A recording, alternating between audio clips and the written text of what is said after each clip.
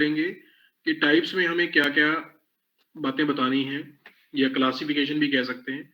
इससे पहले आपको ये बात बता दूँ कि जो पब्लिक गुड्स है, ये जो कांसेप्ट है, ठीक है देखिए सभी को पता है कि पब्लिक गुड्स क्या होती हैं, लेकिन पब्लिक गुड्स की जो एक्सक्लूसिव स्टडी थी, मतलब प्रॉपरली जो पब्लिक गुड्स की जो थ्योरी है, उसको डेवलप करने का जो श्रेय है, वो प्रोफेसर सैमुअल्सन को जाता है।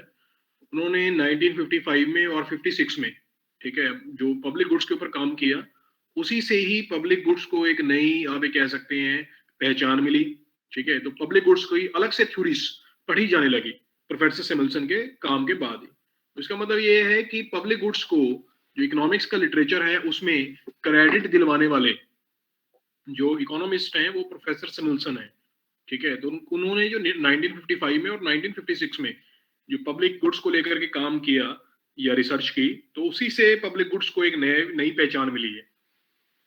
अदरवाइज पब्लिक गुड्स के लिए कोई स्पेशल, मतलब ऐसा नहीं था कि कोई स्पेशल थ्योरीज थी उसकी, ठीक है। तो पब्लिक गुड्स का जो ये नाम है, ये उन्हीं के काम से पड़ा है, प्रोफेसर सैमुअल्सन के, ठीक है।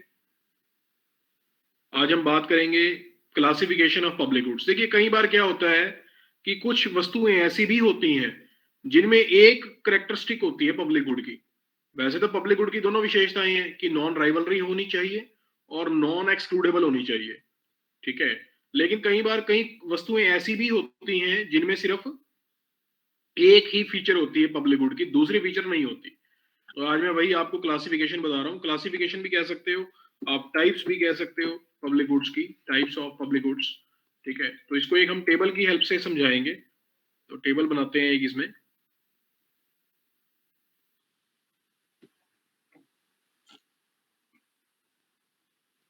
अब देखिए, एक तो प्रॉपर्टी होती है राइवलरी होना, ठीक है, यानी कि कोई ऐसी वस्तु जिसका कंजम्पशन दूसरे की, एक व्यक्ति अगर उसको कंज्यूम करे तो दूसरे के लिए उसकी अवेलेबिलिटी कम हो जाएगी। और एक होगी नॉन राइवलरी, यानी कि अगर एक व्यक्ति उसको कंज्यूम करे तो दूसरों के लिए उसकी अवेलेबिलिटी कम नहीं होगी, ठीक है। एक तो ये सिचुएशन हो गई। एक होगी एक्सक्लूडेबिलिटी, एक्सक्लूडेबिलिटी, और एक होगी एक्सक्लूडेबिलिटी, और एक हो जाएगी नॉन एक्सक्लूडेबिलिटी। अब कल जो मैंने आपको पढ़ाया था उसमें आप ये समझ सकते हैं कि जो पब्लिक गुड्स हैं, एक्सक्लूडेबिलिटी की बजाय सिंपली एक्सक्लूडेबल लिख देते हैं। कई बार पेपर में पूछ लेते हैं कि एक्सक्लूजन प्रिंसिपल क्या होता है, ठीक है। एक्सक्लूजन प्रिंसिपल, तो एक्सक्लूजन प्रिंसिपल का मतलब भी यही है कि अगर हम किसी व्यक्ति को किसी वस्तु का उपभोग करने से रोक सकें तो वो एक्सक्लूजन है, ठीक है। और अगर हम उसको नहीं रोक सकते तो वो नॉन एक्सक्लूजन है। तो अब आपके सामने मैंने आपको बताया था कि प्राइवेट गुड्स ऐसी होती हैं जिनमें दोनों तरह की विशेषता पाई जाती है। कौन सी? अब प्राइवेट गुड्स एक्सक्लूडेबल भी होती हैं और प्राइवेट गुड्स क्या होती हैं, राइवलरी भी होती हैं, ठीक है। बताइए, क्लियर है ये सभी बच्चों को? Yes sir. ठीक है, लिख सकता हूं ना मैं इसमें कि प्राइवेट गुड्स ऐसी होती हैं जो राइवलरी भी होती हैं और एक्सक्लूडेबल भी होती है। इसका मतलब जो प्राइस पे करेगा उसी को मिलेगी वो, और अगर एक व्यक्ति इसको कंज्यूम करेगा तो दूसरों के लिए उसकी उपलब्धता कम हो जाएगी, ठीक है। तो ये आपने बात इसमें ध्यान में रखनी है। अब बात करते हैं दूसरी एक्सट्रीम लेवल जो है, दूसरा सिरा, उस पे पब्लिक गुड्स है। पब्लिक गुड्स का क्या मतलब हुआ यहाँ पे कि पब्लिक गुड्स ऐसी होती हैं जो नॉन राइवलरी भी होती हैं और साथ में नॉन एक्सक्लूडेबल भी होती हैं, ठीक है। तो पब्लिक गुड्स ऐसी होती हैं जिनमें ये दो विशेषताएं होती हैं, non excludability and non rivalry, ठीक है। तो मैं इसको अगर ऐसे कर दूं, ठीक है, तो ये फीचर बन जाएगी पब्लिक गुड्स की, ठीक है, जिसमें दोनों विशेषताएं पाई जाती हैं। और अगर मैं इसको भी कोई कलर दे दूं, इसको मैंने कह दिया rivalry and excludable, that is private goods, ठीक है। तो अब आप इसमें कैटेगराइजेशन कर सकते हैं कि जिसमें राइवलरी और एक्सक्लूडेबिलिटी है वो प्राइवेट गुड्स हैं, जिसमें नॉन राइवलरी और नॉन एक्सक्लूडेबिलिटी है वो पब्लिक गुड्स हैं, ठीक है। अब कुछ वस्तुएं ऐसी भी होती हैं जिनमें एक प्रॉपर्टी तो होती है राइवलरी की, नॉन राइवलरी की, यानी कि एक प्रॉपर्टी तो प्राइवेट गुड की होती है और एक प्रॉपर्टी होती है एक्स पब्लिक गुड की, ठीक है, अब कुछ ऐसी वस्तुएं हैं, ठीक है, उसका नाम लिखता हूं मैं। अब मैं ऐसी वस्तु लिखने जा रहा हूं जिसमें एक प्रॉपर्टी तो ये मिलेगी प्राइवेट गुड की, और एक प्रॉपर्टी मिलेगी पब्लिक गुड की, यानी कि नॉन राइवलरी। तो ऐसी वस्तुएं कौन सी होती हैं? ऐसी वस्तुओं को बोलते हैं क्लब गुड्स। ठीक है, क्लब गुड्स। अब देखिए, क्लब गुड्स आपने इस नाम सुना होगा, जैसे हर शहर के अंदर क्लब्स बने होते हैं। सुना है आपने नाम पहले? क्लब्स, क्लब होते हैं ना बने हुए। Yes sir. ठीक है, तो जो क्लब गुड्स हैं उनमें क्या खास बात होती है? जैसे क्लब्स नहीं बने होते हर शहर में, sports club, doctors club, yes sir. ठीक है, प्रोफेसर्स क्लब, यस सर। ठीक है, ऐसी और भी क्लब्स बने होते हैं। और ये जो क्लब्स होते हैं ये एक्चुअली में क्लब गुड का ही एक एग्जाम्पल है। हमारे यहाँ तो इनको अखाड़े का नाम दे दिया जाता है। अगर आप पुराने शहर देखें, पुराने शहरों के अंदर अभी भी अखाड़ा लिखा जाता है। अब कुरुक्षेत्र के अंदर बहुत सारे मैंने देखा है बाजारों में ना, मतलब जो पुराने बाजार हैं वहां पर जहां भी प्लेस है, वहां पे कुछ इस तरह की बिल्डिंग्स बनी हुई है, वहां पे लिखा हुआ पंचायती अखाड़ा। ठीक है, पंचायती अखाड़ा। अब वो जो पंचायती अखाड़ा है वो एक्चुअली में एक क्लब है। ठीक है, लेकिन पुराने जमाने में अब ये शब्द तो किसी को नहीं पता था भी क्लब क्या होता है, तो उसको अखाड़ा नाम दे दिया। ठीक है, या कई लोग उसको पंचायत बोलते थे, पंचायत, या चौपाल बोल दिया ऐसे। और आज अब क्योंकि अब इंग्लिश लैंग्वेज में अब उसको मतलब फॉरेन कंट्रीज में उसको क्लब बोला जाता है। तो वो क्लब गुड्स कौन सी होती हैं? उनमें एक फीचर तो किसकी होती है? एक्सक्लूडेबिलिटी की, और एक फीचर होती है नॉन राइवलरी की। अब मान लीजिए आपको किसी क्लब का मेंबर बन रहा है, ठीक है, तो क्लब का मेंबर बनने के लिए फीस भरनी पड़ेगी, और अगर आप फीस नहीं भरोगे तो आप उस क्लब का मेंबर नहीं बन सकते। मान लीजिए कोई क्लब है, उस क्लब के अंदर सभी फैसिलिटीज अवेलेबल है। देखिए क्लब्स में क्या क्या होता है, टेनिस कोर्ट बना होता है, टेनिस खेलने के लिए होता है, ठीक है, इंडोर गेम्स में होता है, वहां पे चेस हो जाएगी, कैरम बोर्ड हो जाएगा, बिलियर्ड्स होंगे, ठीक है, और वहां पे और भी कई तरह की इंडोर गेम्स होती हैं। और इसके अलावा वहां पे स्विमिंग पूल भी होते हैं। ठीक है, तो क्लब्स में ये फैसिलिटी होती है। अब जो व्यक्ति उस क्लब का मेंबर बनेगा वही उस फैसिलिटी को अवेल कर पाएगा। ठीक है, और लेकिन अगर एक व्यक्ति क्लब का मेंबर बनता है तो ऐसा नहीं है कि दूसरे व्यक्ति उसका मेंबर नहीं बन सकते। यानी कि अगर एक व्यक्ति क्लब की वस्तुओं का इस्तेमाल करता है तो ऐसा नहीं है कि दूसरों के लिए अवेलेबिलिटी उसकी कम हो जाएगी। तो क्लब गुड में एग्जांपल हम लेते हैं, फॉर एग्जांपल अब जैसे सिनेमा है, अगर मैं एग्जांपल लूं, फॉर एग्जांपल सिनेमा। ठीक है, सिनेमा एक ऐसी वस्तु है, ठीक है, जो क्या है, क्लब गुड है। सिंपली क्लब्स भी कह सकते हैं, अभी से क्लब गुड भी कह सकते हो। अब देखो सिनेमा है, सिनेमा में जाने का टिकट है, इसका मतलब जो लोग टिकट परचेज नहीं करेंगे वो एक्सक्लूड कर दिए जाएंगे, बाहर निकाल दिए जाएंगे। ठीक है, लेकिन एक बार सिनेमा में चले गए तो इसका मतलब ये है कि जो जितनी पिक्चर की इंजॉय एक व्यक्ति करेगा उतनी ही दूसरा व्यक्ति भी करेगा। इसका मतलब एक व्यक्ति की इंजॉयमेंट दूसरे की इंजॉयमेंट को खत्म नहीं करेगी या कम नहीं करेगी। तो जो सिनेमा है वो एक तरह से क्या है, क्लब गुड। इसी तरह से सैटेलाइट टीवी, तो सैटेलाइट टेलीविजन है या सैटेलाइट कोई चैनल है, वो क्या है, एक तरह से वो भी क्लब गुड है। ठीक है, कैसे कैसे क्लब गुड हुई? जो सैटेलाइट टीवी जिसका मैंने अभी एग्जांपल लिखा है, वो क्लब गुड कैसे हुई? वो क्लब गुड इस वजह से हुई कि जो व्यक्ति उसके लिए पेमेंट करेगा, अब आपने चैनल नहीं देखे, सभी के घरों में आजकल डिश लगी हुई है, डिश टीवी लगा हुआ है, ठीक है ना, उसमें आप अगर किसी सैटेलाइट चैनल के लिए पेमेंट करोगे तभी आप उसको देख सकते हो, अदरवाइज आपको वो नहीं मिलेंगे। मान लीजिए आपके पड़ोसी ने पेमेंट कर रखी है और आपने नहीं की हुई, तो आपके पड़ोसी के घर में तो वो चैनल चलेगा, लेकिन आपके घर में नहीं चलेगा। ठीक है, तो इसका मतलब ये है कि अगर पेमेंट कर दोगे तो मिलेगी फैसिलिटी, इसका मतलब जो लोग पेमेंट नहीं करेंगे उनको सैटेलाइट टीवी की फैसिलिटी नहीं मिलेगी। तो एक्सक्लूडेबिलिटी पॉसिबल है। लेकिन अगर आपने पेमेंट कर दी तो फिर वो नॉन राइवलरी है। ऐसा नहीं है कि अगर आपके घर में वो चैनल चल गया तो दूसरों के लिए उसकी अवेलेबिलिटी कम हो जाएगी, ऐसा नहीं है, सभी को बराबर मात्रा में मिलेगा। बताइए, क्लियर है ये बात? Yes sir. यस तो सर। क्लब गुड्स ऐसी होती है जिसमें एक एक विशेषता किसकी मिलती है? एक विशेषता मिलती है पब्लिक गुड की, ठीक है, और एक विशेषता मिलती है उसके अंदर प्राइवेट गुड की। तो ये क्लब गुड जो है इसको मैं दो अलग अलग रंगों से लिख सकता हूं, ये दिखाने के लिए कि भाई इसमें एक फीचर तो है पब्लिक की और एक फीचर है प्राइवेट की। ठीक है, अब एक और भी तरह की गुड्स होती हैं, ठीक है, उनमें एक फीचर होती है पब्लिक गुड की और एक फीचर होती है प्राइवेट गुड की। देखो यानी कि अब ऐसी वस्तुएं कौन सी है जो नॉन एक्सक्लूडेबल है लेकिन राइवलरी है, यानी कि एक व्यक्ति अगर उनका उपभोग करता है, कंज्यूम करता है, तो दूसरों के लिए उसकी अवेलेबिलिटी कम हो जाएगी। हाँ, लेकिन उसको इस्तेमाल करने से आप रोक नहीं सकते। बता सकते हो कोई ऐसी वस्तु भाई जिसका इस्तेमाल करने से आप रोक तो नहीं सकते किसी को भी, लेकिन अगर कोई व्यक्ति उसका इस्तेमाल करता है तो दूसरों के लिए उसकी उपलब्धता कम हो जाएगी। ठीक है, ऐसी वस्तुएं होती हैं, उनको बोलते हैं कॉमन गुड्स। कॉमन गुड्स या कॉमन रिसोर्सेज भी बोल देते हैं कई लोग उसको। ठीक है ना, कॉमन गुड्स। अब कॉमन गुड्स में क्या लिखोगे आप? कॉमन गुड्स का क्या एग्जांपल दोगे? फॉर एग्जांपल, ठीक है, जैसे फिशरीज है, फिशरी। अब देखिए, नदी के अंदर मछलियां या फिर समुद्र के अंदर मछलियां, ठीक है, उन वो एक कॉमन गुड है, उसके ऊपर सभी का बराबर मात्रा में अधिकार है। ठीक है, तो इसका मतलब एक व्यक्ति दूसरे को मछली पकड़ने से रोक नहीं सकता अगर वो जो एरिया है वो क्या है, वो पब्लिक है। पब्लिक का मतलब है कि सार्वजनिक है, सभी के लिए अवेलेबल है।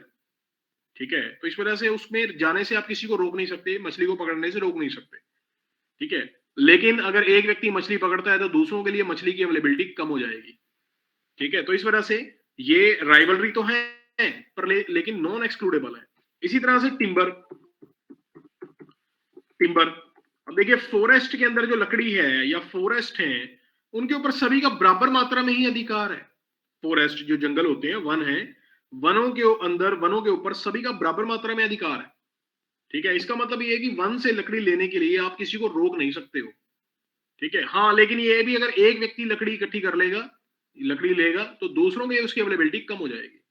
तो इसका मतलब जो कंजम्पशन है वो राइवलरी है, परंतु वैसे वो नॉन एक्सक्लूडेबल है। इसका मतलब आप किसी को रोक नहीं सकते लकड़ी लेने से।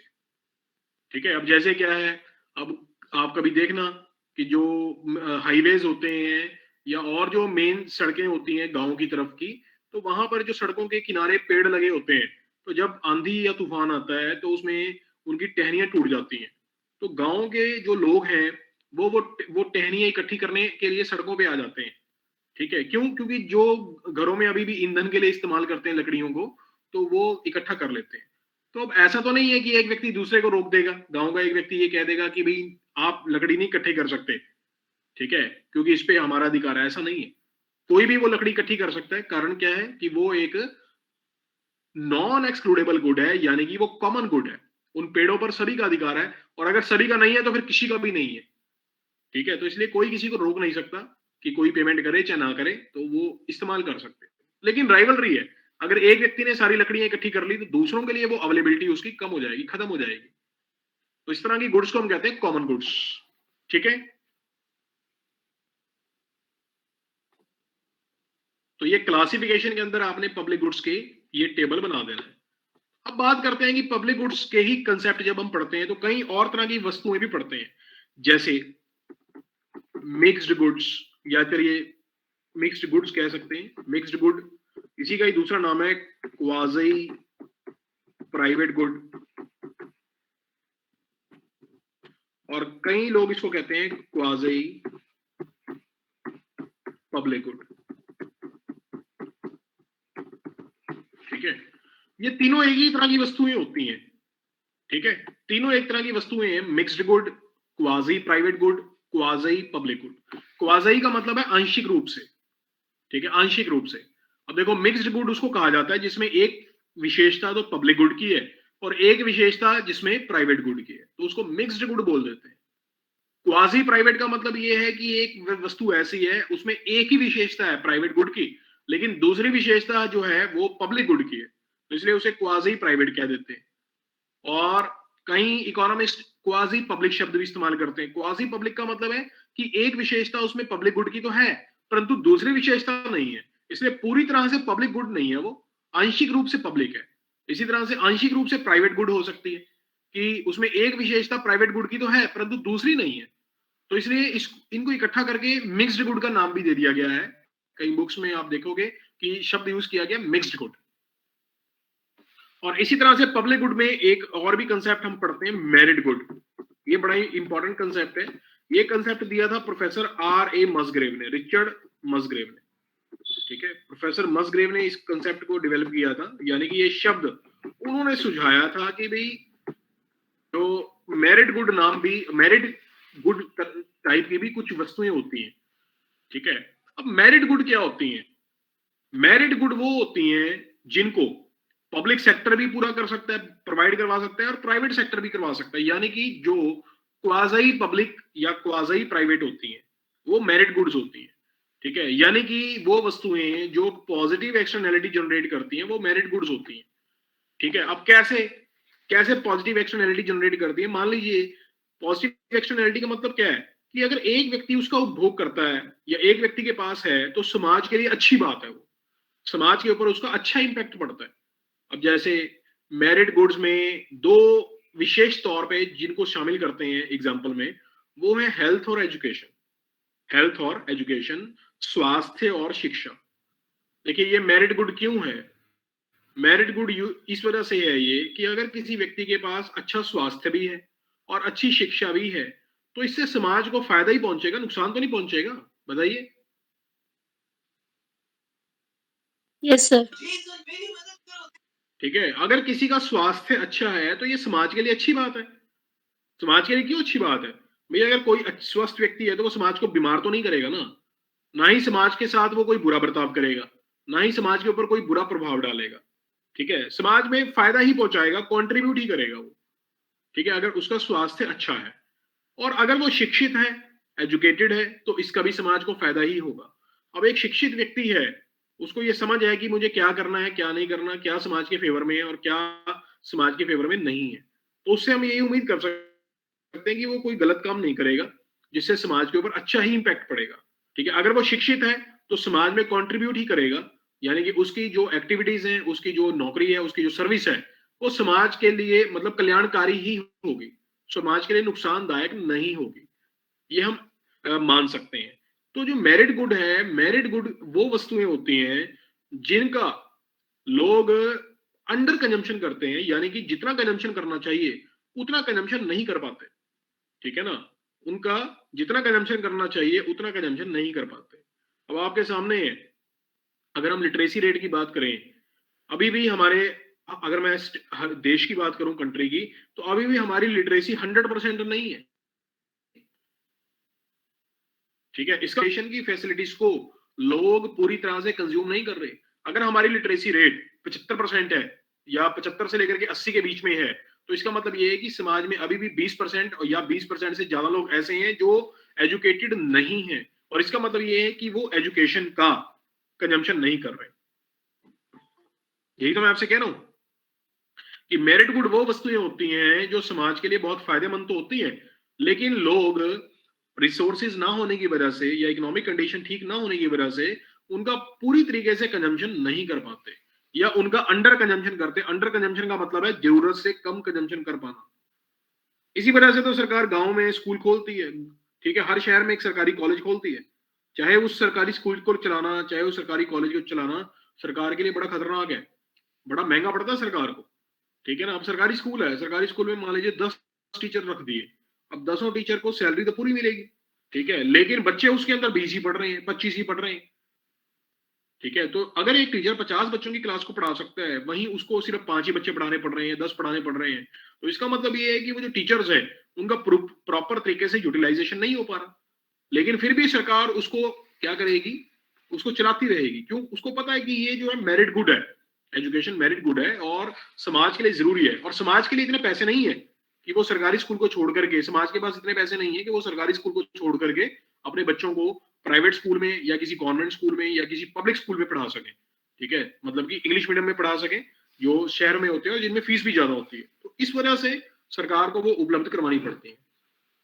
इसी तरह से सरकार ने अस्पताल खोले हुए हैं, ठीक है, गांव में सब सेंटर्स खोले हुए हैं, प्राइमरी हेल्थ सेंटर्स खोले हुए हैं, ठीक है, कस्बों में कम्युनिटी हेल्थ सेंटर्स खोले हुए हैं।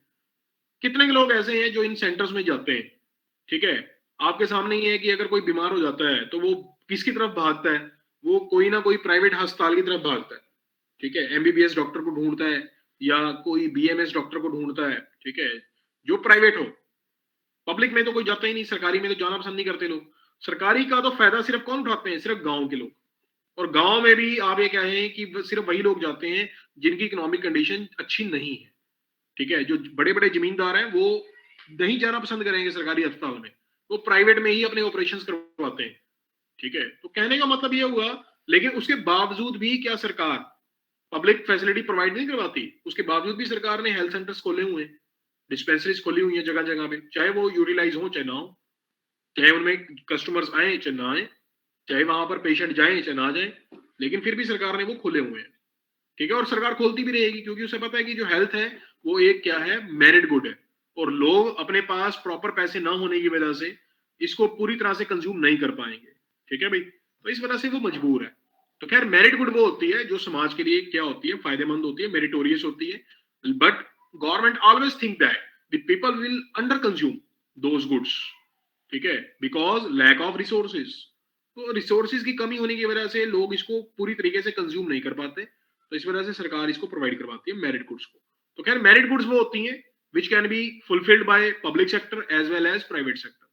अब आपके सामने हेल्थ और एजुकेशन दोनों ही, मैं इन दोनों को क्या कह रहा हूं, मेरिट गुड कह रहा हूं। क्यों?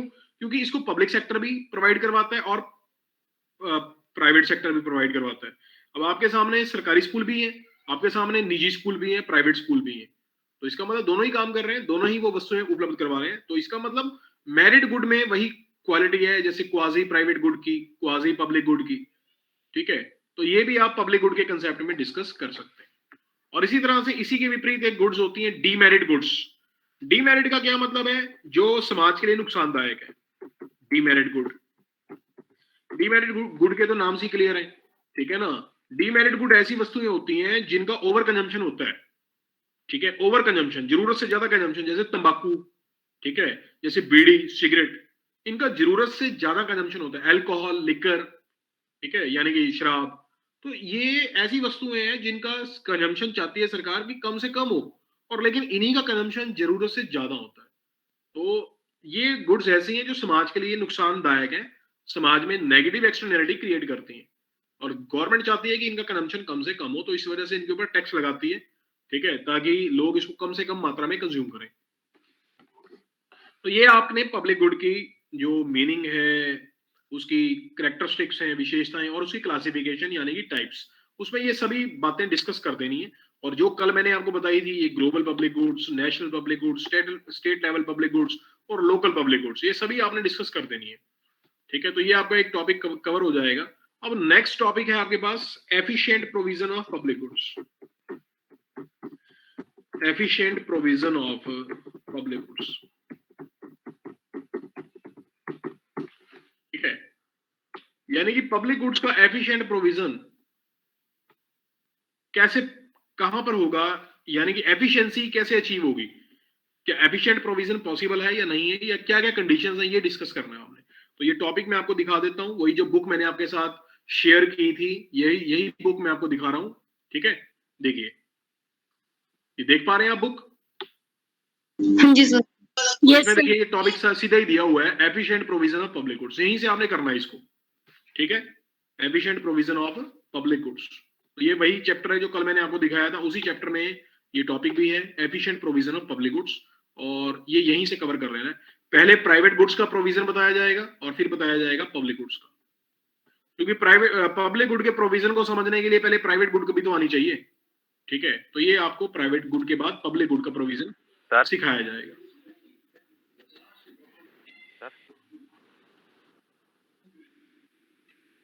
तो सबसे पहले हम बात करेंगे कि प्राइवेट गुड का प्रोविजन कैसे होता है। देखिए, मैं आपको पहले ही बता देता हूं कि जो कंडीशन है एफिशिएंसी की, वो कंडीशन है कि जो MRS है वो बराबर होना चाहिए किसके, MRT, या दूसरे शब्दों में आप ये कहें कि जो प्राइस है वो मार्जिनल कॉस्ट के बराबर होना चाहिए। MRS का मतलब वो रेट जिस पर जो कंज्यूमर्स हैं वो एक कमोडिटी को दूसरे के साथ सब्स्टिट्यूट करते हैं, और MRT का मतलब ये है कि एक वो रेट है जिस पर जो प्रोड्यूसर्स हैं वो एक कमोडिटी को दूसरी कमोडिटी में ट्रांसफॉर्म करते हैं, मतलब कि बदलते हैं उसमें। तो दोनों रेट्स आपस में बराबर होनी चाहिए। दूसरे शब्दों में आप ये कह सकते हो कि जो प्राइस है वो मार्जिनल कॉस्ट के बराबर होना चाहिए, क्योंकि जो MRT है वो एक्चुअली में बराबर किसके होता है, मार्जिनल कॉस्ट की रेशियोज के, और MRS किसके बराबर होता है, प्राइस की रेशियोज के। तो इस वजह से प्राइस बराबर मार्जिनल कॉस्ट, ये वास्तविक कंडीशन है एफिशिएंसी की। तो ये आपने ध्यान में रखनी है कि एफिशिएंसी वहां पर होगी जहां प्राइस किसके बराबर होगा, मार्जिनल कॉस्ट के। अब इस इसको ध्यान में रखते हुए हम डिस्कस करते हैं कि जो एफिशिएंट प्रोविजन है पब्लिक गुड्स का वो कैसे होगा। सबसे पहले हम बात करेंगे प्राइवेट गुड की, ठीक है, प्राइवेट गुड की बात करेंगे। तो मैं आपको यहीं पे दिखा देता हूं, ये डायग्राम हमने बनाना है, तो चलिए इसको बनाते हैं। मान लीजिए समाज में दो कंज्यूमर्स हैं, दो इंडिविजुअल्स हैं, ठीक है, उन दोनों के हमें जो डिमांड है वो उसका पता लगाना है। उनके डिमांड कर्व्स का पता लगाएंगे तो फिर हम मार्केट का डिमांड बना सकते हैं उसके बेस पर।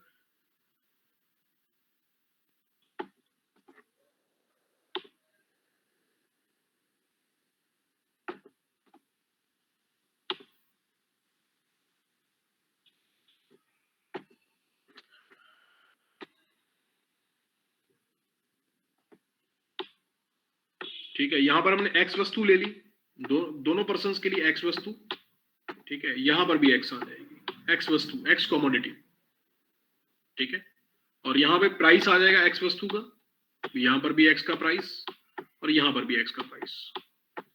ये ए व्यक्ति के लिए बनाया हमने, ये बी के लिए बनाया है, और ये मार्केट के लिए, यानी कि ए प्लस बी। समाज में दो ही व्यक्ति हमने लिए, ए और बी, ये पूरी मार्केट के लिए बन गया, that is summation of A plus B. अब हम ये देखते हैं कि मान लीजिए जो ए व्यक्ति है वो किसी वस्तु को $5 की कीमत पर, ठीक है, मान लीजिए कीमत है $5, तो वो $5 की कीमत पर कितना कमोडिटी परचेज करता है, एक्स की। मान लीजिए $5 के ऊपर वो परचेज करता है 1 यूनिट, एक्स का एक ही यूनिट परचेज करता है जब प्राइस कितना है $5, ठीक है। दूसरा व्यक्ति इसी प्राइस के ऊपर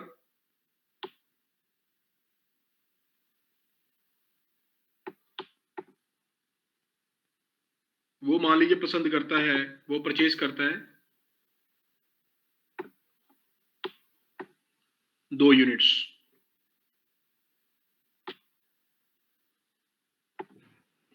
आपको पता है कि प्राइवेट गुड्स के केस में क्या होगा, ये मैं आपको सबसे पहले प्राइवेट गुड का केस करवा रहा हूं। प्राइवेट गुड में क्या खास बात होती है कि जो प्राइवेट गुड है आपके पास, ठीक है, उसका प्राइस सभी को बराबर ही पे करना पड़ता है। तो आपके सामने आप मार्केट में कोई चीज परचेज करने जाते हैं, मान लीजिए आपने कोई बिस्किट का पैकेट परचेज किया है, तो अगर वो बिस्किट का पैकेट 20 रुपए का है तो ए पर्सन को भी 20 में ही मिलेगा, बी को भी 20 में मिलेगा, इसका मतलब प्राइस तो सेम ही हो गया, ठीक है। तो इसने भी $5 में $5 की कीमत पर इसने 2 पैकेट परचेज कर लिए या 2 यूनिट परचेज कर ली एक्स की।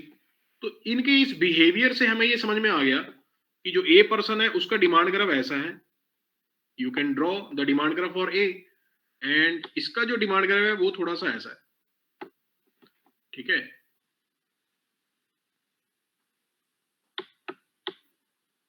तो ये आपने ए पर्सन के लिए डिमांड बना दी और ये बना दी demand graph for B person. अब इन दोनों की डिमांड से आपको मार्केट की डिमांड का पता लग गया। इसका मतलब अगर एक व्यक्ति ने $5 के ऊपर एक एक्स की 1 यूनिट की डिमांड की है और दूसरे व्यक्ति ने बी ने 2 की है, तो इसका मतलब पूरी मार्केट में कितनी डिमांड हुई है, बता सकते हैं पूरी मार्केट में कितनी डिमांड हुई है? 3। हाँ, ठीक है, तो 3 की डिमांड हुई है। इसका मतलब ये है कि मार्केट की डिमांड ग्राफ का आपको पता लग जाएगा।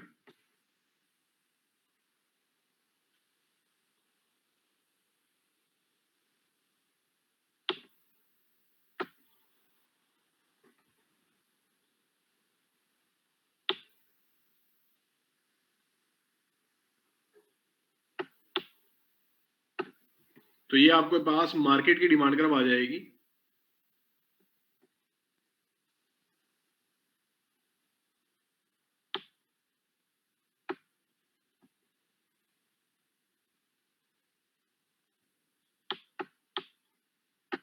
अब ये जो आपने मार्केट की डिमांड ग्राफ बनाई है, ठीक है, ये 3 यूनिट्स हो गए, 2 + 1 demand graph for A plus B.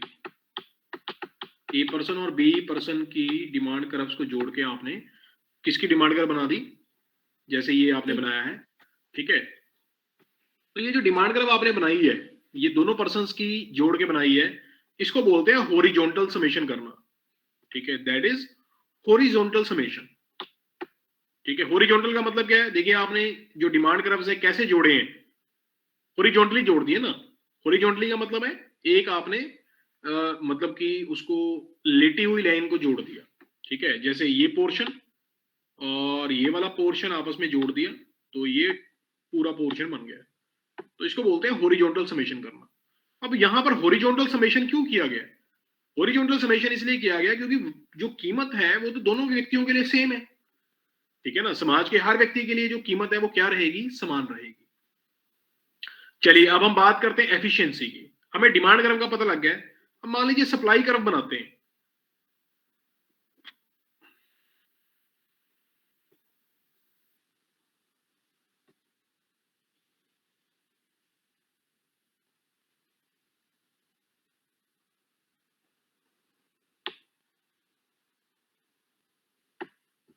ये बनाया हमने सप्लाई कर्व, ठीक है।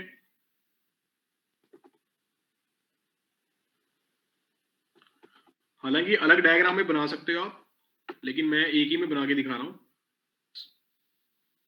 आपने सप्लाई कर्व बना दिया, ठीक है, और आपने देखा कि ये मार्केट के अंदर सप्लाई है वस्तु की, और इसके ऊपर जो मार्केट में डिमांड है वो 4 यूनिट्स की है, ठीक है, 4 यूनिट्स की है। इसका मतलब यह हुआ कि अब ये जो प्राइस डिटरमिन होगा,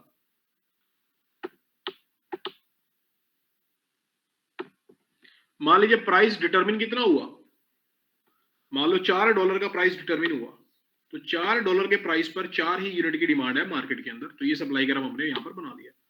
अब इसी $4 का प्राइस सभी को एक्सेप्ट करना पड़ेगा, ठीक है, ये 4 का प्राइस सिर्फ एक व्यक्ति के लिए नहीं है, मतलब कि पूरे समाज के लिए यही $4 का प्राइस रहेगा। तो यहां से आप ये इसको ऐसे बना सकते हो,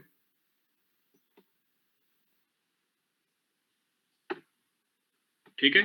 तो आप देख सकते हैं कि दोनों व्यक्तियों की $4 के ऊपर कितनी डिमांड होगी, इसकी डिमांड इतनी है, ठीक है, और इसकी डिमांड है इतनी,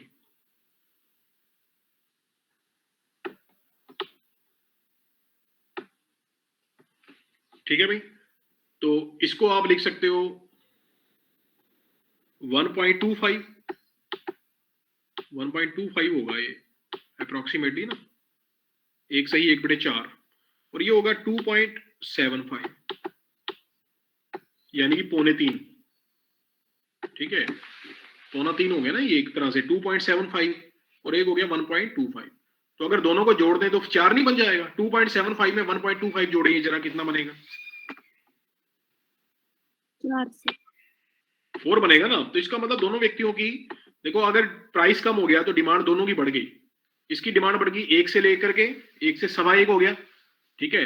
1.25 का मतलब है यहाँ पर जैसे मान लीजिए 1 किलो है या 1.25 किलो ले लिया आपने, और वो व्यक्ति जो है 2 किलो ले रहा था, उसने बढ़ा करके 2.25 किलो कर दिया, इस तरह से, ठीक है। तो अब मैं ये कह रहा हूं कि जो ये आपके पास इक्विलिब्रियम आया है ना, बस ये डायग्राम बन गया, ये डायग्राम बन गया। ये जो इक्विलिब्रियम है ये एक्चुअली में एफिशिएंसी को शो कर रहा है। यहां पर ये जो कंडीशन है ना, ये वाली कंडीशन प्राइस बराबर एमसी, ये सेटिस्फाई हो रही है। आप सोचेंगे भी कैसे हो रही है, ना प्राइस की बात हुई यहाँ पे, ठीक है, ना मार्जिन कॉस्ट की बात हुई, तो पता नहीं लगेगा आपको। और या फिर इसको ऐसे कहिए कि यहाँ पर एमआरएस और एमआरटी एक दूसरे के बराबर है। एफिशिएंसी की कंडीशन ई पॉइंट पर सेटिस्फाई हो रही है, कैसे हो रही है मैं ये बताता हूँ आपको, ठीक है। देखिए कैसे सेटिस्फाई हो रही है। जो एमआरएस है, यहां पर दो वस्तुएं, हमने एक ही की बात की है। जो एमआरएस है, एमआरएस ऐसे लिखा जाता है, MRS of X for Y commodity, ठीक है, यानी कि एक्स की एक वस्तु को लेने के लिए वो वाई की कितनी वस्तुओं का त्याग कर रहा है, तो ये किसके बराबर हो जाएगा, प्राइस ऑफ एक्स बटे प्राइस ऑफ वाई, ठीक है। सपोज मान लीजिए लेट वाई की कीमत $1 है, suppose price of Y is equal to $1, एक के बराबर है, $1 के बराबर है। तो एमआरएस कितना हो गया, प्राइस ऑफ एक्स नहीं रह जाएगा, अगर इसके बटे में 1 लिख दूंगा तो वही आएगी चीज, बताइए। Yes sir. ठीक है, और जो डिमांड कर्व है वो एक्चुअली में क्या दिखाता है? जो डिमांड कर्व है वो वास्तव में क्या दिखाता है? वो प्राइस को ही तो दिखाता है। ये जो प्राइस है ये विलिंगनेस टू पे है, वो कितना प्राइस पे करने को तैयार है। तो ये जो डिमांड कर्व है ये किसको शो कर रहा है? ये प्राइस को ही शो कर रहा है। और अगर ये प्राइस को शो कर रहा है तो इसका मतलब ये एमआरएस को शो कर रहा है। तो इसका मतलब ये डिमांड कर्व जो है इनडायरेक्टली क्या शो कर रहा है? एमआरएस शो कर रहा है। अब बात करते हैं सप्लाई कर्व की कि क्या वो एमआरटी को शो कर रहा है? तो जो प्राइस है ये वास्तव में किसको शो कर रहा है? डिमांड को शो कर रहा है। This is the representative of demand. तो इसका मतलब जो डिमांड कर्व है वो वास्तव में एमआरएस को ही शो कर रही है। अब हम बात करते हैं एमआरटी की, कि जिस रेट पर एक वस्तु को दूसरी में बदला जा रहा है, ट्रांसफॉर्म किया जा रहा है, एक्स वाई बराबर है। अब जो एमआरटी है ये किसके बराबर होती है? मार्जिनल कॉस्ट ऑफ एक्स बटे मार्जिनल कॉस्ट ऑफ वाई। क्योंकि जब आप एक्स को वाई में बदलोगे तो एक्स की यूनिट या तो घटाओगे या बढ़ाओगे, और एक्स की यूनिट घटाने या बढ़ाने से एक्स की लागत में परिवर्तन आएगा, तो वो मार्जिनल कॉस्ट क्रिएट होगी। इसी तरह से जब वाई की मात्रा को घटाओगे या बढ़ाओगे तो वाई में चेंज करने से नेचुरली बात है वाई को बनाने की जो कॉस्ट है उसमें भी चेंज आएगा, तो मार्जिनल कॉस्ट ऑफ वाई का कंसेप्ट आ जाएगा। और अगर हम मान लें suppose marginal cost of Y is $1, हमने वाई की मार्जिनल कॉस्ट को क्या मान लिया?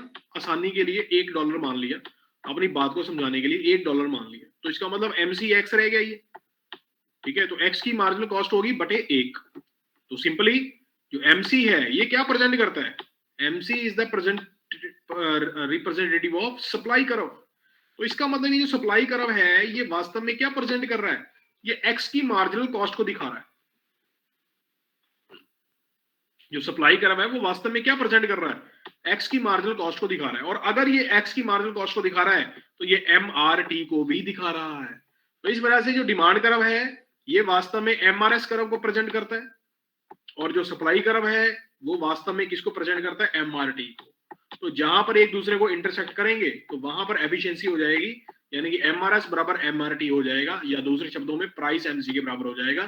तो इस तरह से जो ये पॉइंट है E, here efficiency can be obtained. तो इस तरह से ये एफिशिएंसी की कंडीशन बन जाएगी, एफिशिएंट प्रोविजन बन जाएगा इस ई पॉइंट के ऊपर। बताइए क्लियर है आपको ये? Yes sir. ठीक है। तो यहां पर जो आपने डिमांड कर्व बनाया है ये कैसे बनाया है? By taking the horizontal summation. ठीक है, हॉरिजॉन्टल समेशन आपने लिया है। अब जब हम पब्लिक गुड्स के एफिशिएंट प्रोविजन की बात करेंगे, ये तो आपने जो प्रोविजन बताया है ये बताया प्राइवेट गुड का, क्योंकि पब्लिक गुड वाले को समझने के लिए पहले आपको प्राइवेट गुड का प्रोविजन समझना पड़ेगा, जैसे इन्होंने बताया efficient provision of A private good. ठीक है, तो आप देख सकते हैं कि क्या प्रोविजन निकला कि एक व्यक्ति की एमआरएस दूसरे की बराबर है, ठीक है, और दूसरे की बराबर है, मतलब ओवरऑल जो है ये एमआरएस आ गई, समाज की एमआरएस। ठीक है,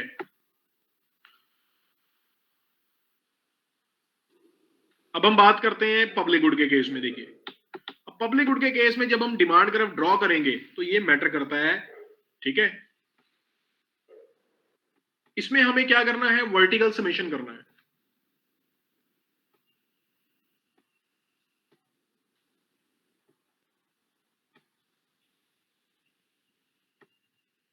अब मान लीजिए दो व्यक्ति हैं,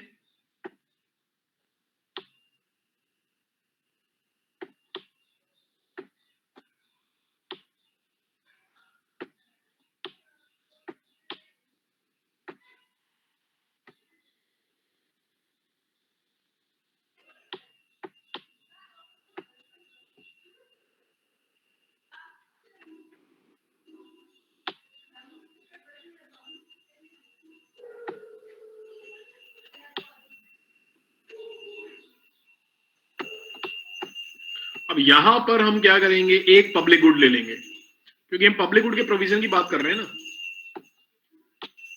तो हमने एक पब्लिक गुड ले ली, ठीक है, पब्लिक गुड, उसके लिए एस यूज कर लिया। सोशल गुड, चलिए पीजी लिख सकते हैं, public good PG, public good की मात्रा यहां पर भी लिख लेते हैं पब्लिक गुड की मात्रा।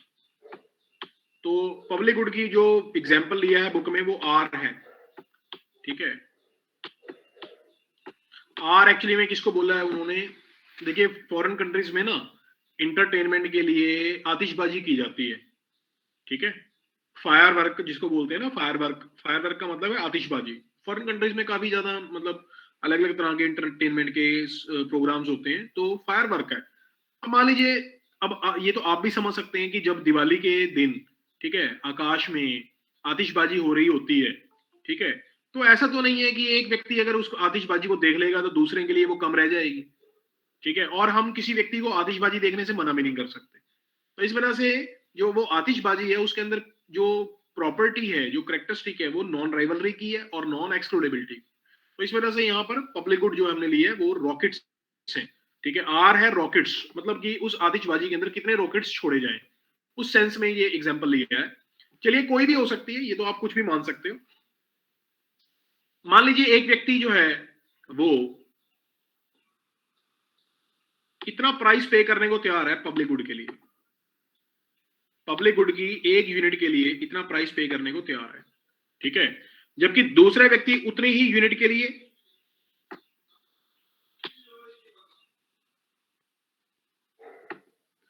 अब देखिए ये आपने चीज समझनी है यहां पर कि पब्लिक गुड जो है वो सभी को बराबर मात्रा में मिलती है। अगर एक पार्क बनाया है किसी कॉलोनी में तो सभी के लिए वो एक ही है, उस कॉलोनी में सभी लोगों के लिए वो एक ही है, ठीक है।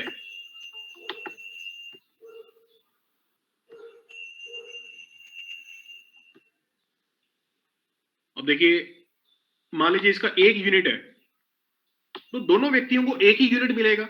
अगर मान लीजिए सरकार ने कोई लाइब्रेरी बनाई है, एक लाइब्रेरी बनाई है, तो सभी के लिए वो एक ही है। ये जरूर हो सकता है कि कोई व्यक्ति उसके लिए ज्यादा पेमेंट करने को तैयार है, कोई कम।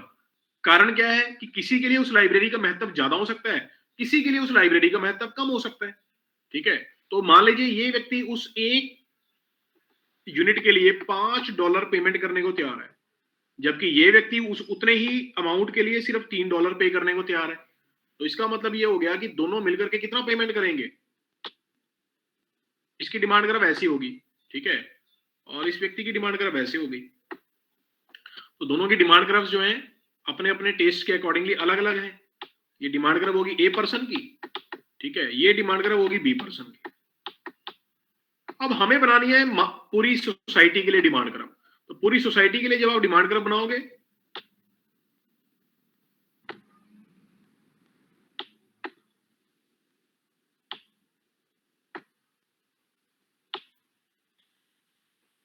ठीक है, इसका मतलब ये है कि जो गवर्नमेंट है वो कितना प्रोविजन करेगी पब्लिक गुड का। अगर मान लीजिए एक पब्लिक गुड की एक यूनिट की बात हो रही है, ठीक है, एक यूनिट की बात हो रही है, तो एक व्यक्ति 5 यूनिट प्रोड्यूस पेमेंट करने को तैयार है, एक व्यक्ति $3 की पेमेंट करने को तैयार है, तो दोनों मिलकर के कितनी पेमेंट करने को तैयार है, $8 की, ठीक है। मान लीजिए ये $8 है, तो इसका मतलब दोनों व्यक्ति जो है मिलकर के $8 की पेमेंट करने को तैयार है, $8 की पेमेंट करने को तैयार है एक यूनिट के लिए, ठीक है। क्लियर है, बताइए यहां तक आपको? यस ठीक है। Yes sir. तो जब आप डिमांड ग्राफ ड्रॉ कर रहे हो, ये एक यूनिट हो गया ना इसका, तो जब डिमांड ग्राफ ड्रॉ करोगे आप इसका, तो डिमांड ग्राफ ड्रॉ करते हुए आपने क्या ध्यान रखना है कि एक व्यक्ति का जो डिमांड ग्राफ है वो देखिए कैसा बनाया है इन्होंने, एक लेस इलास्टिक बनाया, एक मोर इलास्टिक, थोड़ा सा हिस्सा जो है मोर इलास्टिक बनाया, ठीक है। तो उसी सेंस में हम यहां बना लेंगे,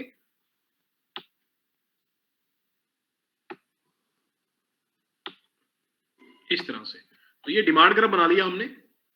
ये इसलिए बनाया है, ये शो करने के लिए कि दोनों व्यक्तियों की पेमेंट करने की जो कैपेसिटी, इच्छा है, वो अलग अलग है, उनकी विलिंगनेस टू पे जो है वो अलग अलग है। इस वजह से जो ऊपर वाला हिस्सा है डिमांड ग्राफ का वो एक व्यक्ति के लिए, जो दूसरे वाला हिस्सा है वो दूसरे व्यक्ति को की डिमांड को प्रेजेंट करता है। तो अब आप देख सकते हैं कि ये जो डिमांड ग्राफ आपने बनाया है, ये कैसे बनाया है, नॉट द हॉरिजॉन्टल समेशन, ये हॉरिजॉन्टल समेशन नहीं है, ये कैसा है, वर्टिकल समेशन, वर्टिकल समेशन। तो वर्टिकल समेशन में और हॉरिजॉन्टल समेशन में क्या फर्क होता है? वर्टिकल का मतलब ये होता है कि कीमतें दोनों के लिए अलग अलग रहेंगी, क्वांटिटी सेम रहेगी। हॉरिजॉन्टल समेशन का मतलब ये होता है कि कीमत एक रहेगी परंतु मात्राएं दोनों व्यक्तियों की अलग अलग होंगी, ठीक है ना। तो अब आप देख सकते हैं कि मात्रा तो यहां पर एक ही है लेकिन पेमेंट्स उनकी अलग अलग है। तो इस वजह से जो समेशन किया गया है वो क्या है, वर्टिकल है। अब मान लीजिए हमें तो एफिशिएंसी कंडीशन ड्रॉ करनी है, तो एफिशिएंसी कंडीशन ड्रॉ करने के लिए हमने एक सप्लाई कर्व बना लिया, ठीक है, मान लीजिए ये सप्लाई कर्व है, ठीक है। तो इस सप्लाई कर्व से आप कह सकते हैं कि क्या हमने एफिशिएंसी अचीव कर ली, ठीक है। मैं ये कह रहा हूं कि एफिशिएंसी अचीव कर ली, क्योंकि मुझे पहले से ही पता है कि ये जो पॉइंट है, this is the point of efficiency. क्यों एफिशिएंसी का पॉइंट है? अभी मैंने आपको बताया था ना कि जो डिमांड कर्व है वो वास्तव में क्या प्रेजेंट कर रहा है, जो डिमांड कर्व है वो वास्तव में क्या प्रेजेंट कर रहा है, वो शो कर रहा है एमआरएस को, ठीक है। अब ये जो डिमांड कर्व है वो क्या शो कर रहा है, ए व्यक्ति की एमआरएस प्लस बी व्यक्ति की एमआरएस। इसी वजह से डिमांड कर्व के दो पोर्शन बनाए हुए हैं, ए व्यक्ति की एमआरएस और बी व्यक्ति की एमआरएस, और ये जो सप्लाई कर्व है ये प्रेजेंट कर रहा है एमआरटी को। तो पब्लिक गुड्स के केस में जो एफिशिएंसी की कंडीशन है वो बदल जाती है। इसमें क्या होगा कि दोनों पर्संस के एमआरएस बराबर नहीं है, बल्कि दोनों पर्संस के एमआरएस का टोटल किसके बराबर आएगा, एमआरटी के। कारण क्या है कि दोनों अपनी अपनी कैपेसिटीज के अकॉर्डिंगली, अपनी अपनी इच्छा के अकॉर्डिंगली अलग अलग प्राइस पे करने को तैयार है। तो इस वजह से जो कंडीशन होगी एफिशिएंसी की वो बदल जाएगी। जो आपने पहले कंडीशन देखी वहां पर तो क्या था कि जो एमआरएस है ए व्यक्ति का एमआरएस दूसरे के बराबर है, दूसरे का समाज के बराबर है, यानी कि समाज में सभी का एमआरएस बराबर है और ओवरऑल वो एमआरटी के बराबर है। लेकिन पब्लिक गुड के केस में कंडीशन बदल जाएगी कि एमआरएस का जो टोटल है वो किसके बराबर होगा, एमआरटी के। ये फर्क होगा। अब क्योंकि डिमांड बराबर सप्लाई ई पॉइंट के ऊपर है, तो ई पॉइंट एफिशिएंसी का पॉइंट बन गया यहां पर, क्योंकि ये एमआरएस के समेशन को, ठीक है ना, यानी कि यहां पर आप ये कह सकते हो कि ई पॉइंट पर सिग्मा एमआरएस एमआरटी के बराबर है। यानी कि दोनों पर्संस की जो पेमेंट्स है ना, जो वो पे करने को तैयार है, वो टोटल कॉस्ट के बराबर है, यानी कि जितनी उस कमोडिटी को बनाने में आएगी, ठीक है। यहां पर खैर टोटल कॉस्ट की बात नहीं हो रही, यहां मार्जिन कॉस्ट की बात हो रही है, क्योंकि एक एक्स्ट्रा यूनिट प्रोड्यूस करने की बात हो रही है, ठीक है ना। तो चाहे तो आप इसमें टोटल कॉस्ट भी कह सकते हो क्योंकि एक ही यूनिट की हम बात कर रहे हैं, और चाहे तो मार्जिनल कॉस्ट भी कह सकते हो क्योंकि एक यूनिट की कॉस्ट। अब अगर आप इसको बढ़ा दें ऊपर तक इस तरह से, ये इक्विलिब्रियम आ जाएगा और ये बन गया प्राइस, ठीक है। अब इसे अगर आप ऊपर तक ले जाएं तो इससे पता लग जाएगा भी कौन कितना कितना पेमेंट करने को तैयार है।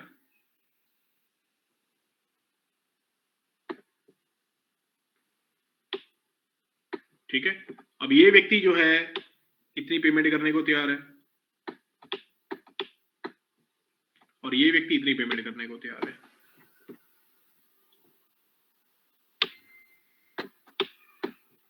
ठीक है, तो अगर मैं ये मान लूं कि इस यूनिट के लिए 1.5 यूनिट के लिए 1.5 यूनिट के लिए, क्योंकि आधा ही नजर आ रहा है मुझे, ये $7 की पेमेंट बनती है, तो $7 की पेमेंट में ये जो व्यक्ति है ये $3.5 पे करने को तैयार है। तो इसका मतलब दूसरे व्यक्ति की जो पेमेंट है वो कितनी बनेगी, नहीं ये 2.5 बनेगी, ये गलत लिख दिया 3.5, क्योंकि 3 से छोटा हो गया ना 2.5। तो अगर ये 2.5 पे कर रहा है तो ये कितना पे करेगा, 4.5। बताइए क्लियर है सभी को? तो 4.5 प्लस 2.5 कितना हो गया, $7 की पेमेंट। तो इस तरह से जो ई पॉइंट है वो एफिशिएंसी का पॉइंट बन जाएगा। बताइए क्लियर है अभी सभी को? यस सर क्लियर है। तो ये एफिशिएंसी का जो टॉपिक है ये आपने अपनी इसी बुक से कर लेना है। ये दिखा देता हूं आपको, जो डायग्राम इन्होंने बनाया, ये कंडीशन है, देखिए कि दोनों पर्संस की जो एमआरएस है उसका टोटल एमआरटी के बराबर है, ठीक है, और ये डायग्राम बनाया हुआ है। ठीक है भाई, तो ये आपका टॉपिक्स जो है यहाँ पे खत्म हो गया एफिशिएंट प्रोविजन का। तो कल फिर नए टॉपिक के साथ मिलेंगे। तो आज के लिए इतना ही। अटेंडेंस के लिए फॉर्म मैंने आपके साथ पहले ही शेयर कर दिया, तो वहां